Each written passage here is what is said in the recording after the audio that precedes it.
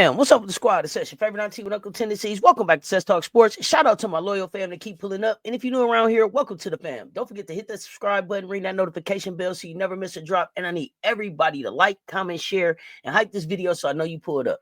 Let's get into it. The battle for the name, the battle for SC. Y'all know what it is.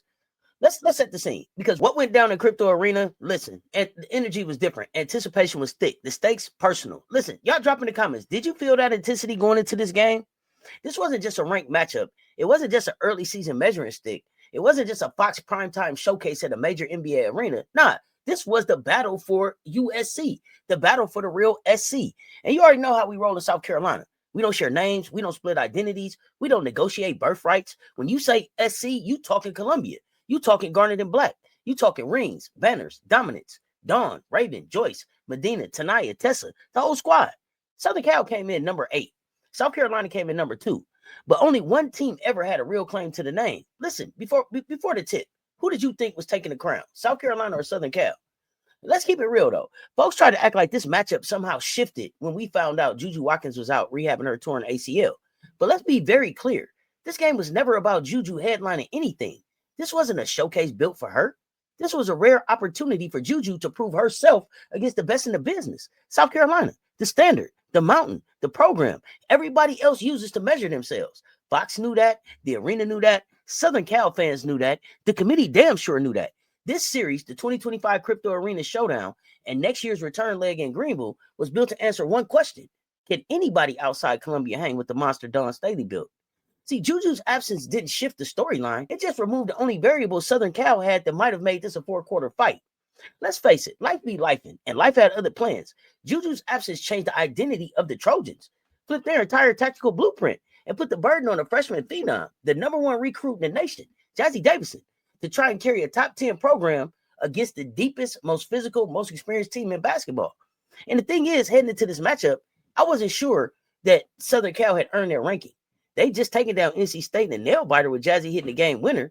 They had momentum, they had belief, and they had the city behind them, but I didn't think that they deserved to jump in the polls they received, but here we were. See, crypto was rocking. Southern Cal fans pulled up loud, and for a half, they made it interesting. Listen, y'all, when Southern Cal made their early run, did you think they might actually make this a 4-quarter fight? Let me know in the comments.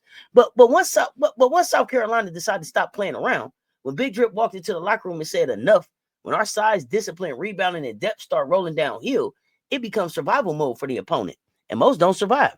Tonight was no different. Let's talk about the first half. If you missed it, you ain't missed much. This was a rock fight, straight up. Brick City. Both sides shooting like the rims were allergic to the basketballs. South Carolina came in with one of the most efficient offenses in the nation, and we opened up the game shooting 33%. Stumbled out the gate. But because we're South Carolina and we stay ready, we still opened up a 10-point lead early and had this thing looking like it might turn into a classic Gamecock blowout. 18-8 crowd quiet, momentum ours. Then the moment happened. Jazzy Davidson, Southern Cal's future, their face, their new era megastar, falls, turns the ball over, and immediately picked up 2 quick fouls. 2 on the bench, 10 minutes into the biggest game of her life. And you know what should have happened? Southern Cal, they should have collapsed. That arena should have turned into a funeral. The Trojans should have folded, but instead they fought. Be real, did you expect Southern Cal to fold right there, or did you think they pushed back? And let's give credit where credit's due. Southern Cal regrouped. No Juju, no Jazzy, no problem. Or at least for a couple minutes. They cut the 10-point lead. Then they tied it. Then they grabbed the lead, and the entire building erupted. 26-26, crowd on their feet, crypto callback moment. Listen, and it gets real spicy when you realize what's going on behind the score. South Carolina wasn't just missing shots. We were disorganized. 6 turnovers by halftime. Shots out of rhythm, players freelancing, spacing off, tempo scattered. Big Drip even said it in the Clemson postgame. We were not organized. Too much freelance. Lead to bad shots. And Southern Cal, they were doing just enough to hang around. They was weathering the storm, controlling tempo, keeping the crowd alive. They were making South Carolina look unlike South Carolina.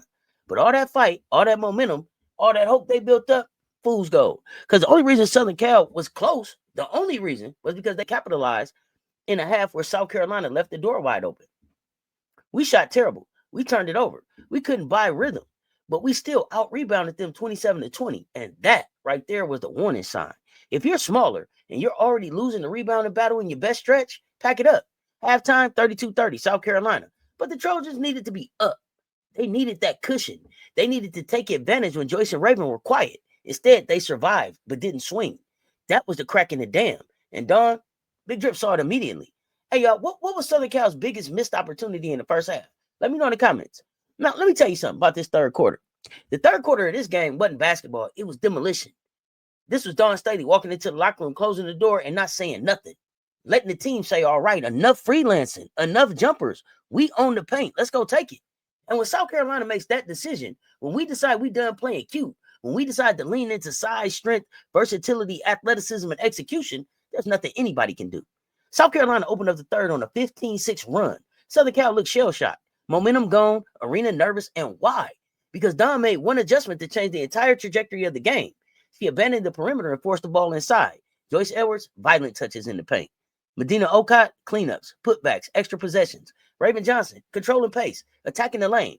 Tessa Johnson, 2 massive threes that stretched the floor just enough. This wasn't luck, Southern Cal having an off night. This wasn't shots finally falling. It was structural dominance. South Carolina's 3 players over 6'3" versus Southern Cal's 1.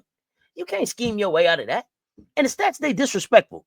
South Carolina out-rebounded Southern Cal 18-6 in the third quarter alone. 10 of those were offensive boards. 10. That means Southern Cal's defense didn't even get a chance to breathe. Second chance points, fast break points, tired legs, tired minds. Joyce scored 10 of her 17 in that quarter. She took the game over with pure force. Which moment flipped the game for y'all, chat? Joyce's takeover or Tessa's threes? By the end of the third, 55-45 South Carolina. Control, momentum, identity restored. And the Trojans, that was already broke. Now, the fourth quarter, listen, that was the stranglehold. Nobody closes like South Carolina. Nobody finishes like Dawn Staley. What we saw in the fourth quarter was what we always see. South Carolina treats the fourth quarter like the final boss battle. Against Clemson, we held them to 2 points and 0 of 17 shooting. Against Southern Cal, 7 points, 3 of 14 shooting. Nothing easy, nothing comfortable, nothing open. The Gamecocks turned off the oxygen. Davison and London Jones, hey man, we closed the door. They came into this game averaging 17.5 each. They left with a combined 12 on 6 of 21 shooting. 0 threes made between them, 0 rhythm, 0 space, 0 hope. And Southern Cal as a team, 1 for 14 from 3, 7%, single digits. They were shooting tour dates. That ain't an off night. That's defensive homicide. By the final minute, Southern Cal wasn't trying to win. They was trying to escape. Did South Carolina win this game more with defense or rebounding? Y'all let me know in the comments. Let's break this thing down with the receipts. Because, see, y'all know how I feel about the receipts. Rebounding, 56-32, plus 24. That's a physical mismatch. That's preparation. That's conditioning. That's Madina Okot putting up a season-high 15 boards like rebounding is cardio.